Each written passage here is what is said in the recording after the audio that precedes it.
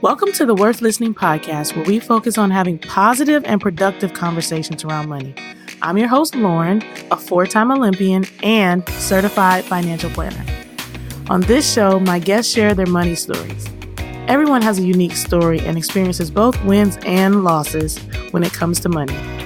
My intent is to give listeners something they can relate to, something that builds their courage to be open and take control of their own money story.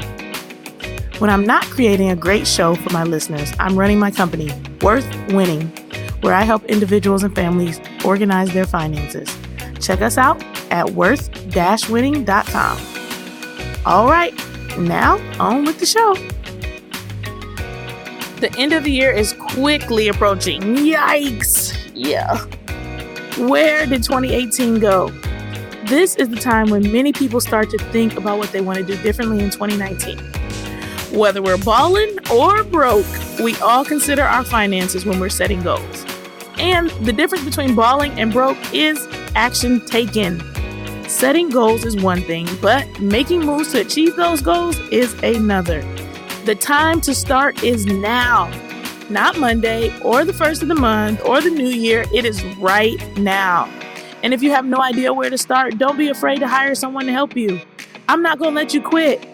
We are going to make sure that you win. So check me out, worth-winning.com. Today, I'm excited to have Kyle Miller here to share his money memoir with us. Kyle is an entrepreneur and UX designer. Now, if you're like me, you have no idea what that is. So he designs mobile apps and websites that focus on user experience. He also has several side hustles that he's growing on the side. His entrepreneur streak goes all the way back to mowing lawns on a military base when he lived in Hawaii as a child. You will love hearing all the creative ways that Kyle came up with to earn money when he was in school. He majored in property management in college. He quickly learned that that was not the direction he wanted to go. As he interviewed for different jobs, a conversation with a potential boss set him on the path towards being the UX designer he is today. Kyle's journey has been an interesting one, full of opportunity because of his strong work ethic and entrepreneurial spirit. Let's listen as Kyle shares his money memoir with us. Kyle, thanks so much for being on the show. I'm super excited to talk to you today. Why don't we start by you introducing yourself to our listeners? Tell us a little bit about where you're from and where you grew up. Yeah, it's great to be here. My dad was in the military and the Navy, so I was born in Baltimore. I was raised in Virginia Beach in Hawaii, and then I moved to Maryland in the 10th grade. So I pretty much claim Hawaii as a place of being raised. That had to be pretty dope. So tell us about growing up in Hawaii. Do you have siblings?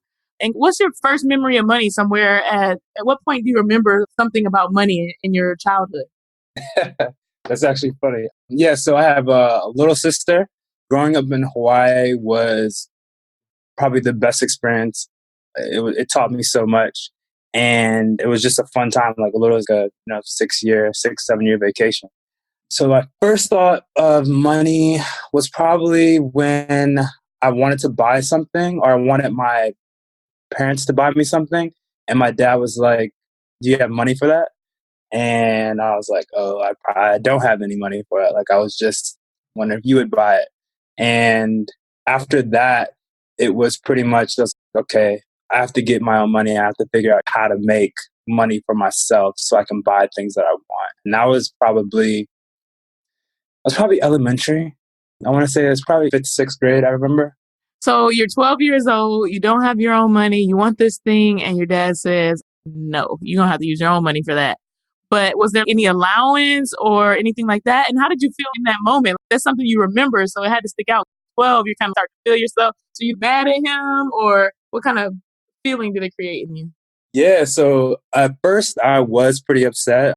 How come I can't just get money? I don't have a job. But I didn't dwell on that pretty long because I've always been really self-motivated. If I wanted something, I would go get it. I would figure out a way to get it. So I've always really been like that. So my thing was, okay, like, how am I going to get this money? And at that time, we were living on base housing and wasn't on base, but it was just housing that was close to the military base. And what happened was what I would do is I would go cut grass. It was pretty cool because if I had my military ID, I could walk over to the place. You could rent a lawnmower and a weed whacker for free.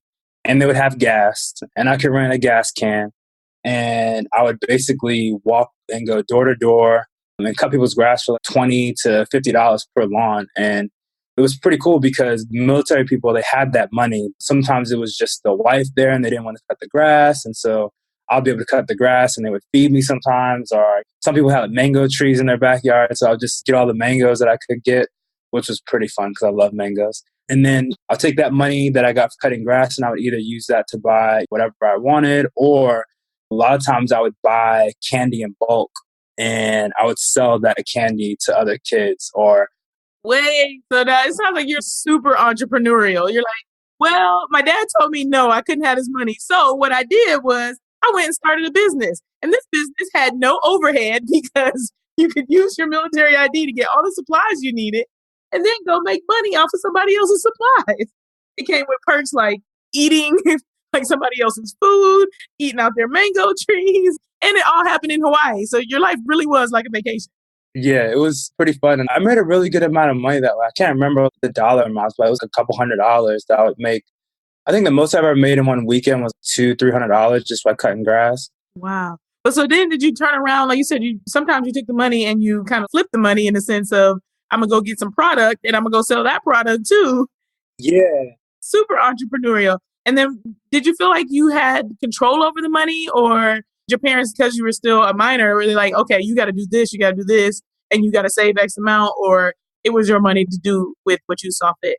Yeah, so my parents are really just, hey, that's your money, that's your money. You do what you want with it. You can spend it however you want. It was pretty empowering. I was like, okay, I can earn, my own, I can do my own thing and make my own money and I can have control of it. So I remember I bought a phone, I bought clothes and shoes, but a lot of times I was thinking in my head, I learned really quickly. I was like, cutting grass is cool and all, but how can I make more money doing less work? And that's why I was like, okay, let me see what people are buying. And I would try to buy them on sale. I would buy some like candy on sale or buy pens and upcharge it. It was really funny. They had in Hawaii, everyone really liked these Dr. Grip pencils and pens. And it was like the thing out there. People would pay a lot for it because they were just kind of hard to find and you can get different colors, you can match them. So I would buy a bunch of those. I would literally take the whole box and buy them and then just resell them for $1 or so more because people had the cash on them and people were buying them. So I was selling these pens and Right. And they didn't have to go anywhere to get them or figure out where they were.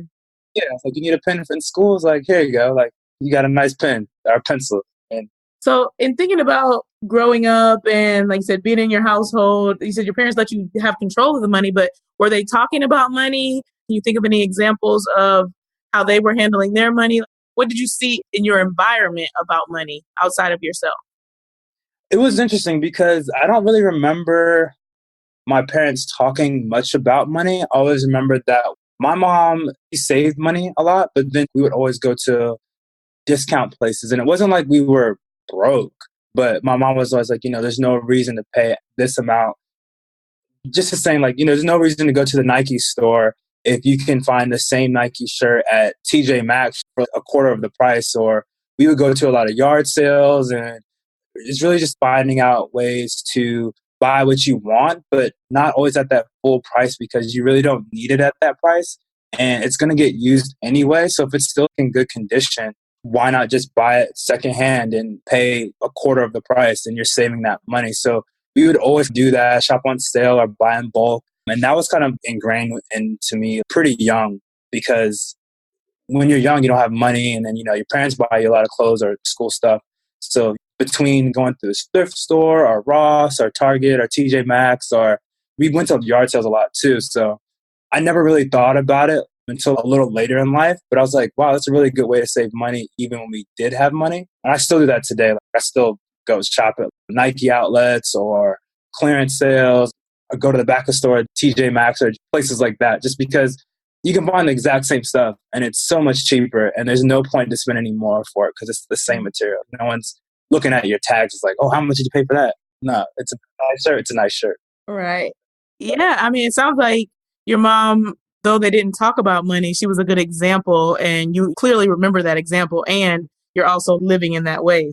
You did see the example, even though she didn't thoroughly discuss it with you. Like, this is why we're doing this. you knew that there was kind of a method to the madness, and now you don't feel like I need to go have the newest, latest this or that.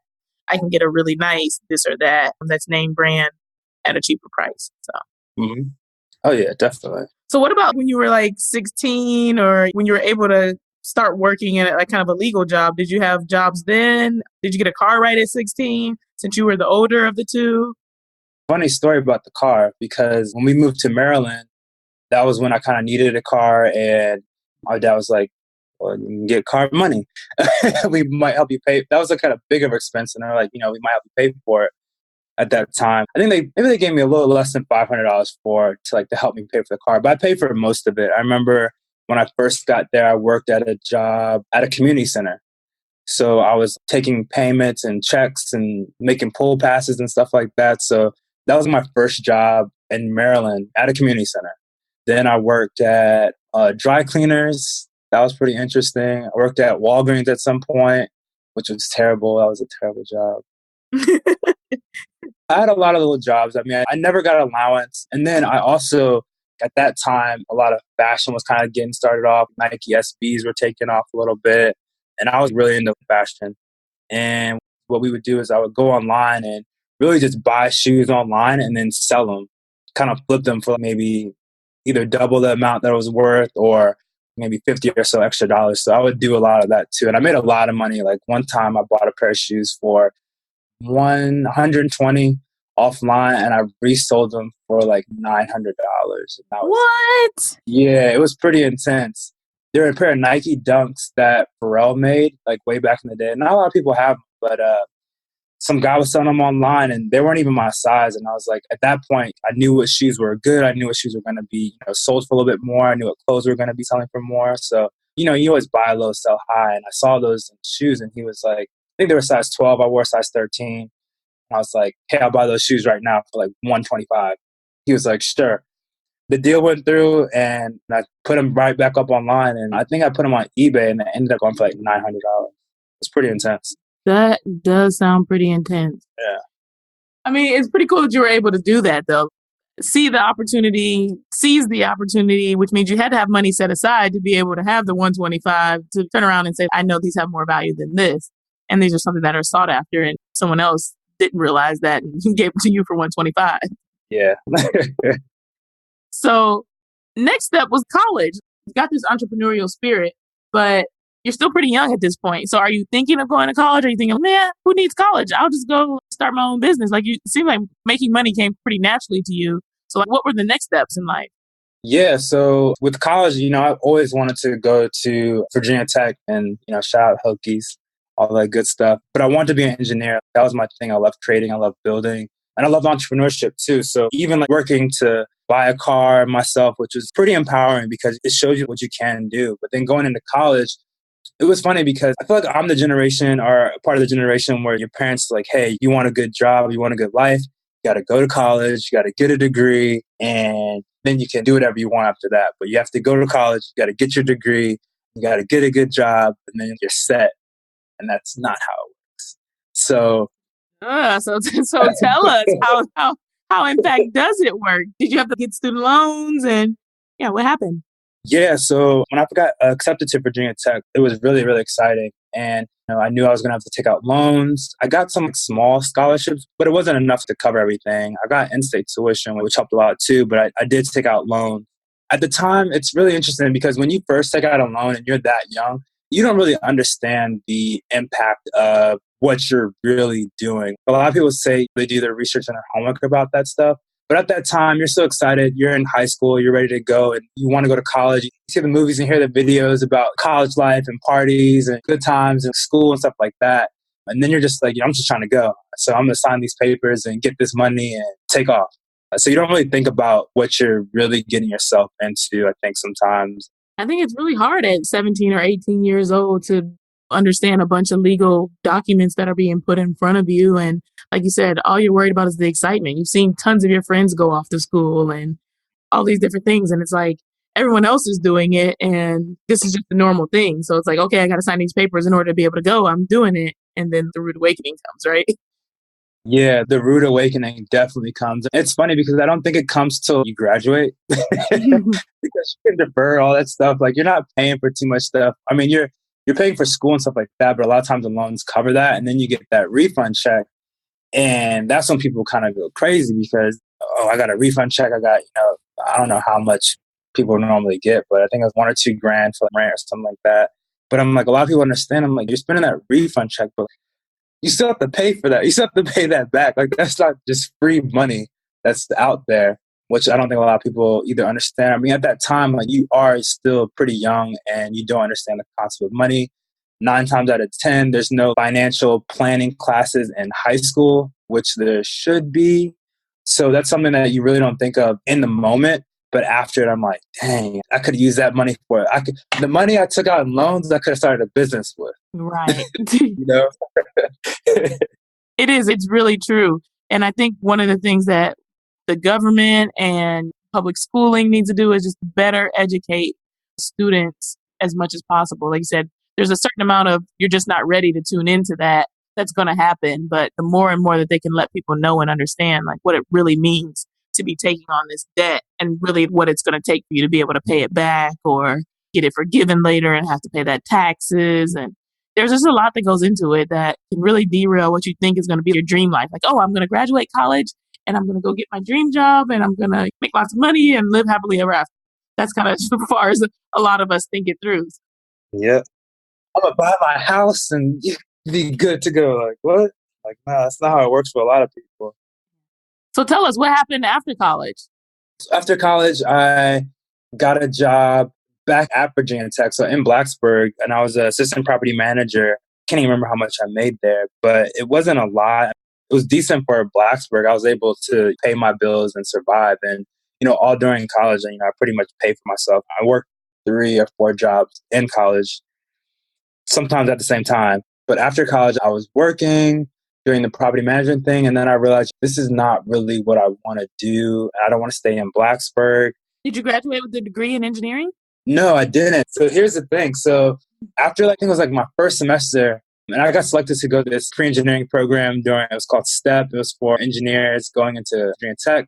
And during that whole thing, to be honest, like I wasn't in the right mind state because I had a lot of family things happen. My mom got into a really bad accident the day after my high school graduation. And when I left for the summer to go to this program, she was still in the hospital and she couldn't really even talk at the time. So I had a lot of stuff going on in the beginning of my college career that really, if you want to talk about like mental health, because that's a really huge thing that's really important to me right now. And at that time, I really wasn't in a really good state of mind to even really learn anything. So with me being a little bit behind already, I was like, engineering is definitely not for me. Like this is way too difficult. It's not creative. I'm a creative person at heart. And then something happened where I went to this one meeting where they were talking about residential property management and business. And basically they were like, who needs a job and who needs an internship? Raise your hand. And then the companies went to the students and they were talking to them about like internships and jobs. And I was like, this is pretty easy. I'm going to do this. Because I was like, I need a job after college. So that's how I really picked that major, which I don't take anything back because everything happens for a reason. And you go through a certification to be a property manager like that because you have to know financials and projections and you have to know CapEx projects and stuff like that. So I definitely learned a lot from there. And I still want to get into property management. So I'll kind of tell you like a quick story about how like the end of my college, really what happened is I got that job in Blacksburg. They weren't really paying enough and I didn't feel like I was learning enough.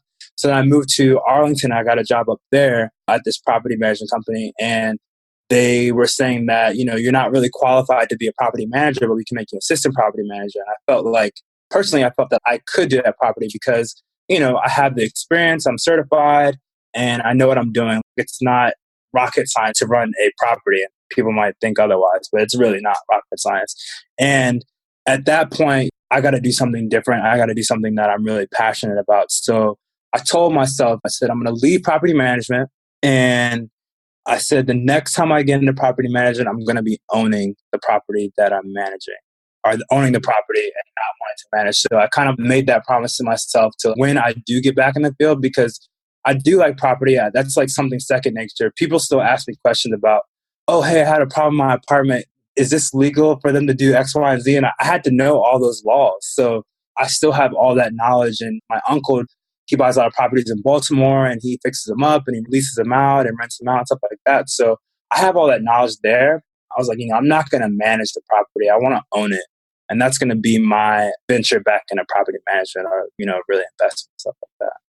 Yeah, I love that too, to be able to put a goal next to when I return to this thing, it's going to be because I did this. And so it's like, oh, there's this thing I want to do, but there's this other thing I want to do. And if I tie the two together, then it kind of creates like this double goal. For me, it was a car. I wanted to get a specific car at one point in my life. And I was like, I could get this car that's pretty expensive, or I could get this Honda. Mm-hmm. And it's like, I can afford this car right now, but do I really need this car?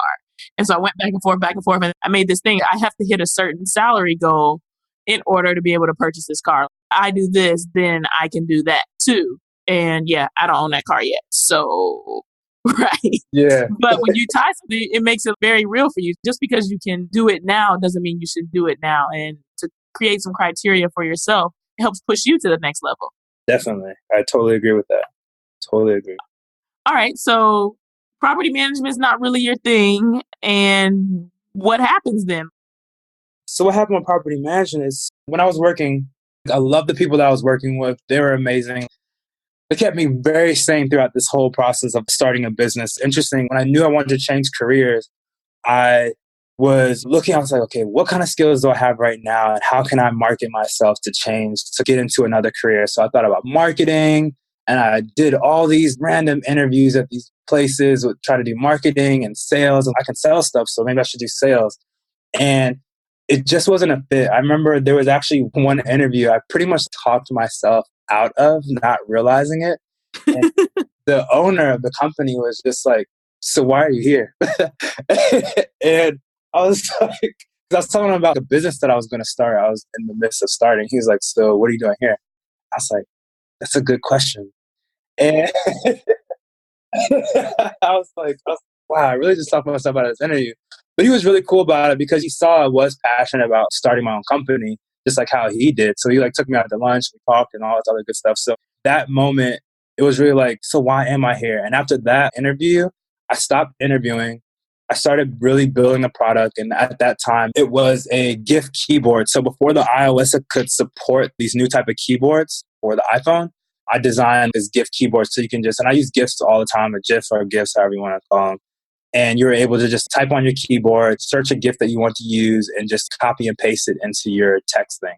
So I pretty much designed all that. And I didn't know what design, or I didn't know what UX was, but I was like, okay, I see an app, I see a design, I know I can manipulate it and change it, because I've always done taking things apart and putting things back together. So I just did it with design. And so I was designing that. I was sending it out to friends. I was sending the design out, testing the concept with different people. And this is really user research. And this is kind of what I do right now. And I didn't know that that was called user research. That was just something that kind of came naturally for me. I was like, hey, if I want to have this product, I want people to like it, then I need to test it with people to see if they like it or not. And if they don't like it, I need to change the parts that they don't like so they can like it and make it easier for people to use. So I did all of that. And one day my sister, she sent me this video of this application called PopKey. And it was literally the exact same thing I designed. And I was like, what is going on? This big company literally had the exact same thing. But the thing is that I had more features and I've done more research. So I was a little bit ahead of, okay, maybe people want favorites and people want to save this and that. And they didn't have that on their app at the time. So I found the company. I reached out to the CEO of the company, and this was just a shot in the dark. And I emailed them. I said, hey, I really like what you're doing with the company. I have the exact same app, but I have some extra features. I would really like to work for you guys, not knowing what type of job or anything. I was just I just need something I need to be passionate about. And whatever I'm passionate about, I can do it. So I sent him an email, and he actually emailed me back. But he told me, he was like, hey, we're in Canada, and we really don't have a job for you.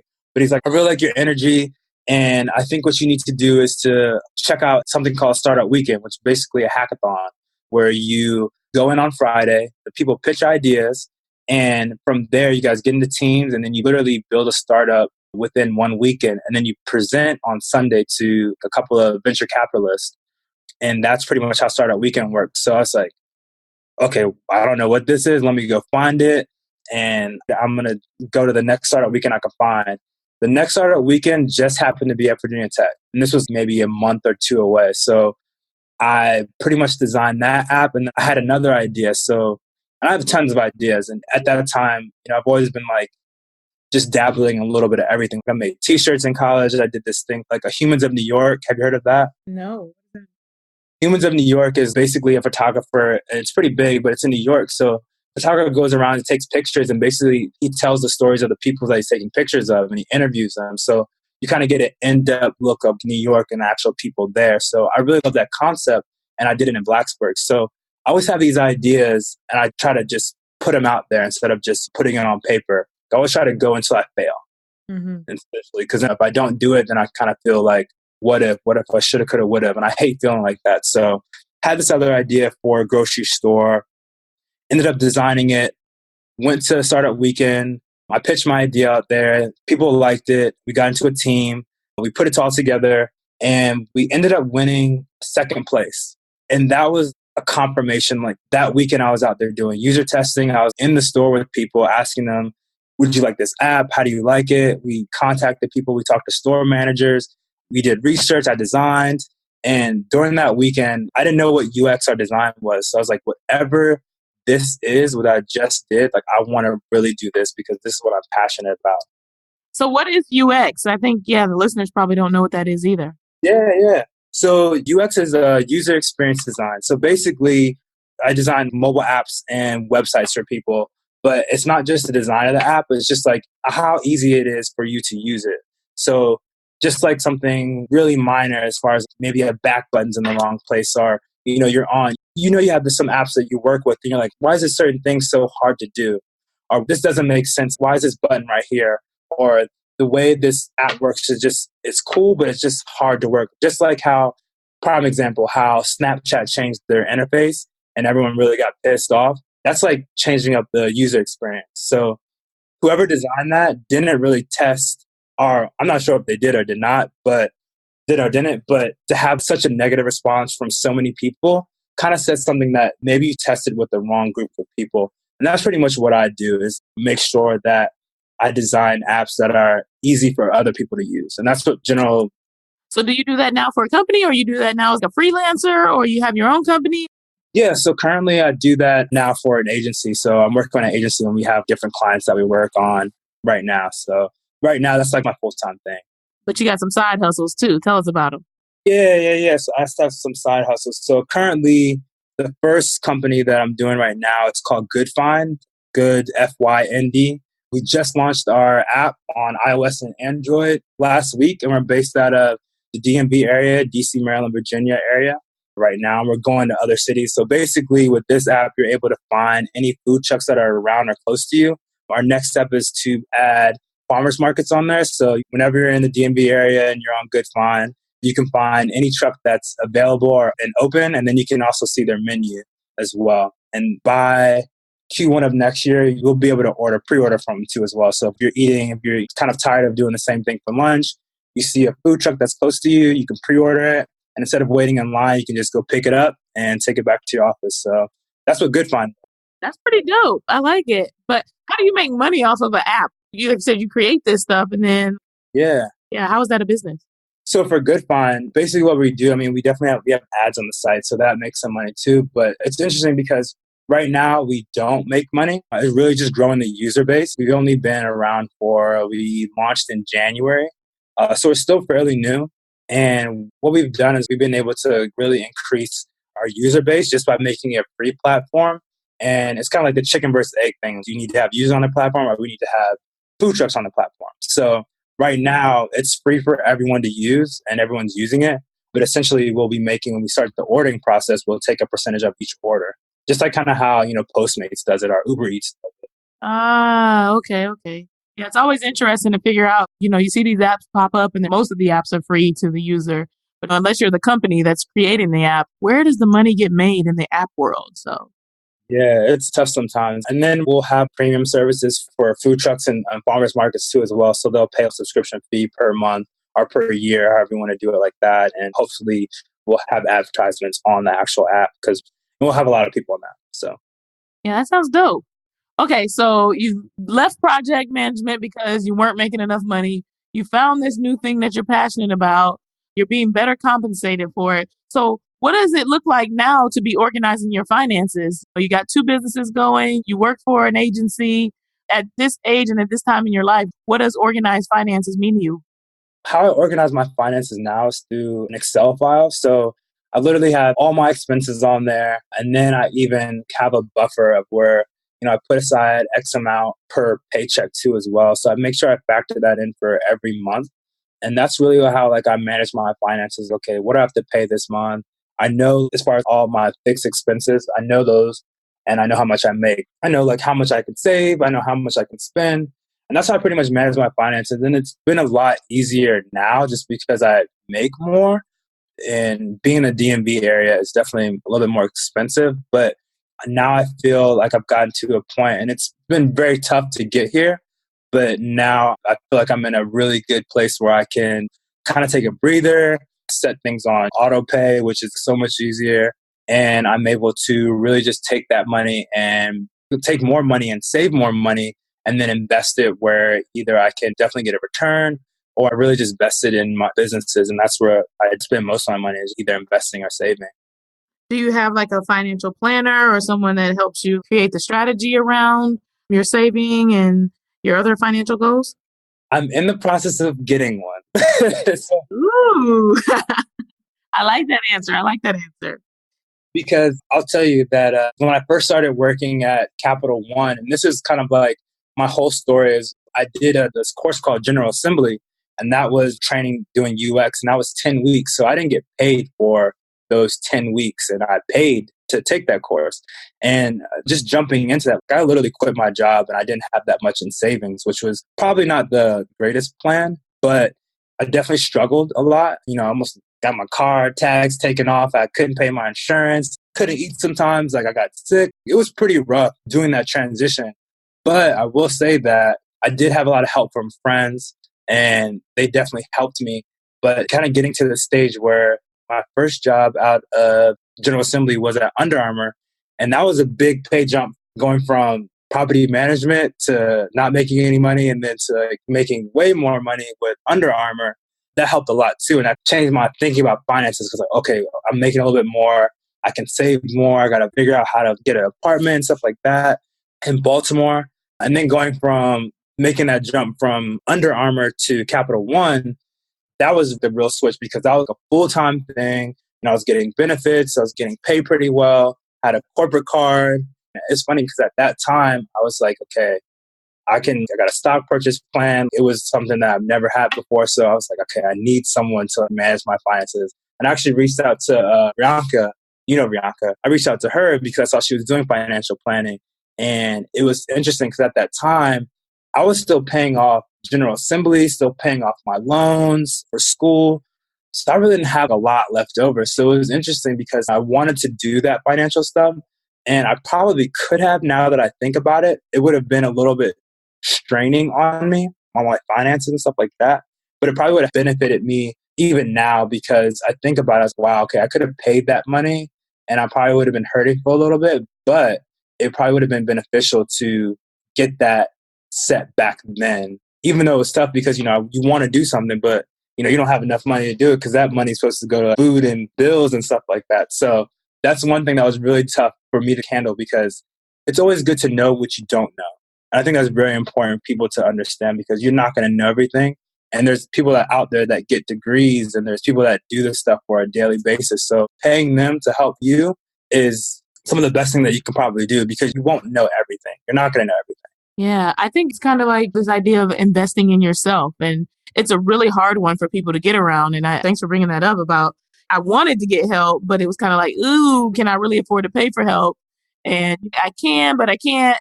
And I think a lot of people reach that point where they're like, I need answers, but I don't value getting answers from an expert enough to spend my money on this. It's like, okay, I got these extra dollars.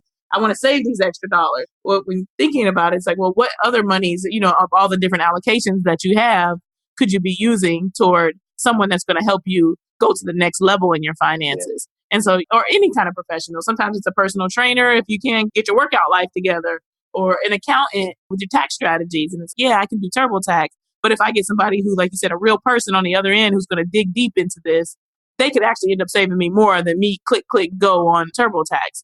This idea is really wrapping your head around, yeah, it doesn't feel good, but at the same time, I'm trying to be better at life. And so if this is what it takes to get better, then I need to go ahead and go after it. I think that's one of the best things you can do is to really invest in yourself. You can buy shoes and cars and clothes and any type of assets or whatever like that, but putting money into yourself, like either teaching or learning something or financial, it's a good investment. Like any investment in you is going to be a good investment. I feel like you can't be like, oh man, I wish I didn't do that.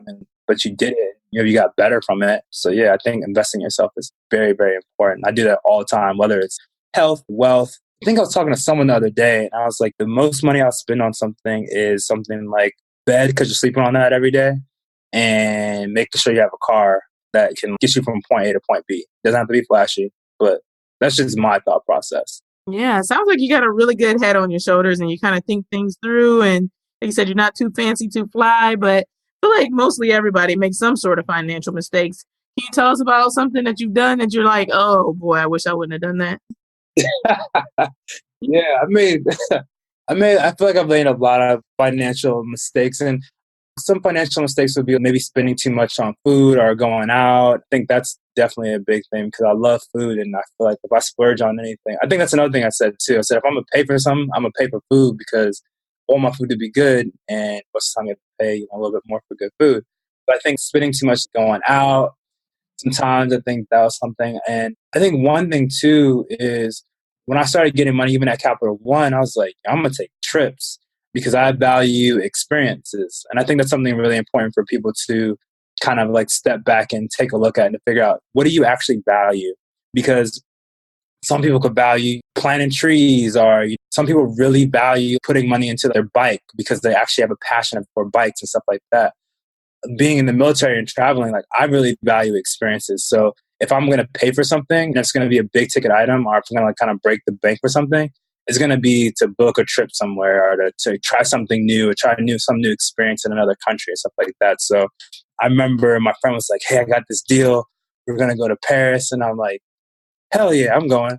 And at that point, I was like, I didn't think about savings. I didn't think about whatever. And I did have savings, but I'm like, if I'm going to spend money on something, I want to do this for myself because I think I'll get a good experience. So that might have been like a little bit reckless to do that and to spend the money that I did out there.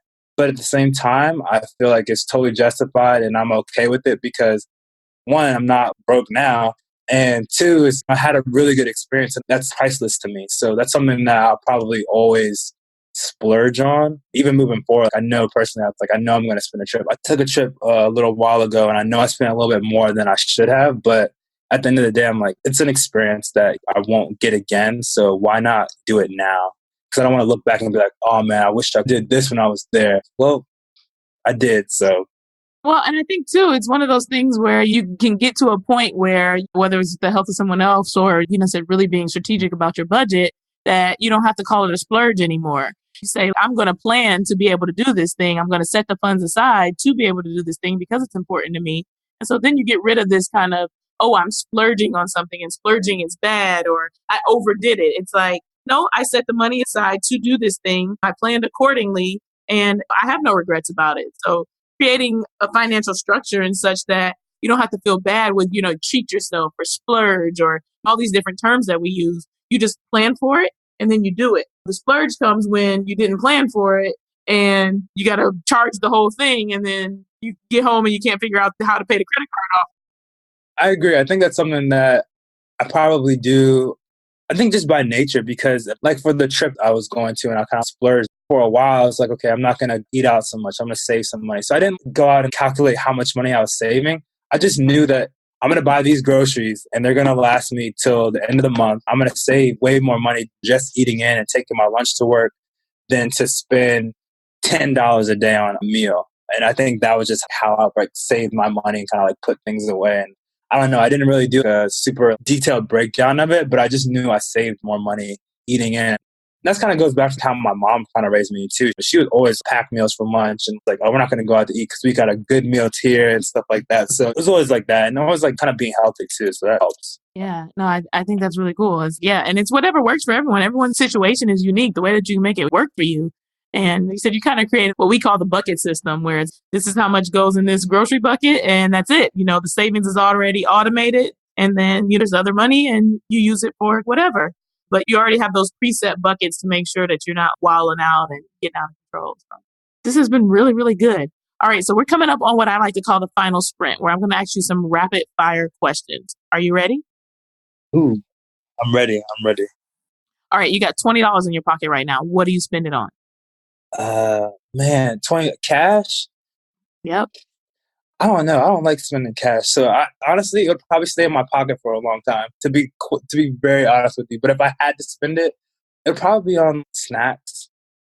I like it. This is the first time anyone said that the cash would sit. Cash usually burns a hole in people's pocket. Yeah, I forget about it because like I always swipe my card and I always like I want to get the points on my card, so I do that, and then the cash just sits there unless I need cash. Like if we're going to a club and you got to pay $20 at the door, I'm like, all right, I got cash. Here you go. Gotcha. All right, finish this sentence. That awkward financial moment when? Oh, when your card gets declined.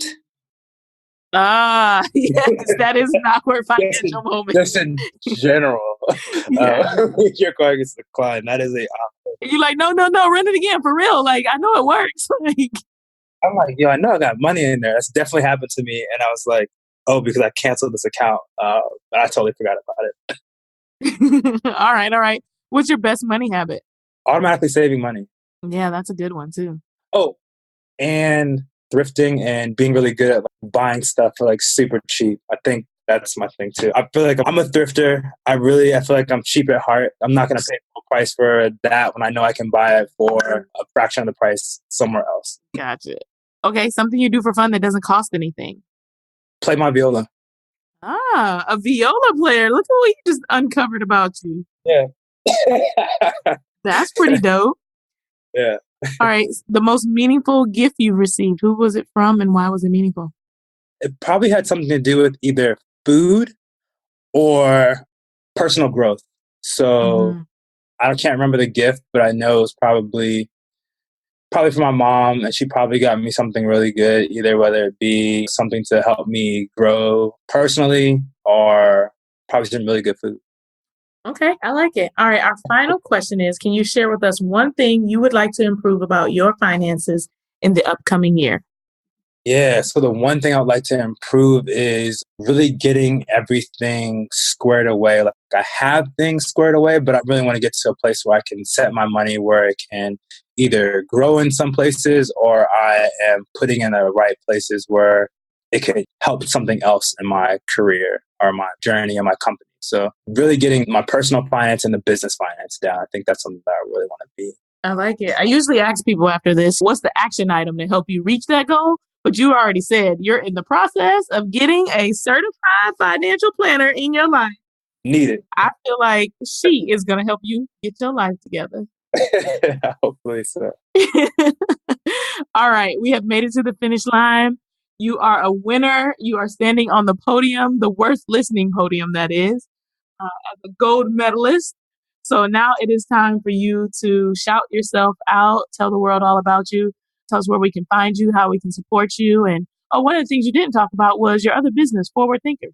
Oh, yeah, real quick. Yeah, you can check out Forward Thinkers at forwardthinkers.com. It's on my Instagram. It's FWRD Thinkers that's the Instagram. But basically a spot where people can find underrepresented founders and people that are doing really good in their industry. And it's really for anyone to really look up to and to be able to follow their story, because a lot of times they have videos and the internet is a great place to learn. And I'm just basically curating all that into one place so you can find them pretty much wherever you want. So that's Forward Thinkers.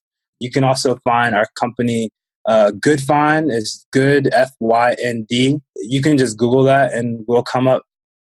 We'll make sure to add all the links to the show notes as well. So you guys can Yeah. Okay. click below and we'll hook you up, right? Cool. Yeah. And then you can find me at visionmill.com or Vision Mill everywhere. VZNMLL. And you'll have that link too as well. So, yeah. Awesome. Well, Kyle, thanks so much for being on the show today. We really appreciate you at Worth Listening. We look forward to seeing your continued success in all your endeavors. Thank you. I really appreciate you asking me to be on the show. This is great. I hope you enjoyed listening to Kyle's money memoir. He definitely used some creative ways to make money and is a great example of how if we are just willing to reach out to others, it can open doors for us that might not have ever been otherwise. I love how he kept it real when discussing why he didn't hire a CFP initially, because he just thought I wasn't really ready for one. People are always looking for ways to make their money work for them, but sometimes we have a hard time considering certain things as an investment. It might feel like you're stretching your finances at that moment, but the strategies offered to help you use your money more efficiently will give you the return on investment you're looking for. Our word of the day today, splurge. Now, the dictionary definition says an act of spending money freely or extravagantly.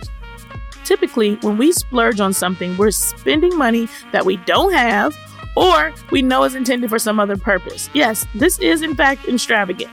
However, I am of the opinion that having a budget and planning to do the things you love will allow you to spend with true freedom, making a splurge, but in a good way. It's okay to plan to enjoy things that are important to you. Planning allows you to spend freely. Thank you for tuning in today. We hope you found this episode worth listening to. If you have financial questions, suggestions for guests, or would like to share your own money memoir, please contact us through our website, worth-listening.com.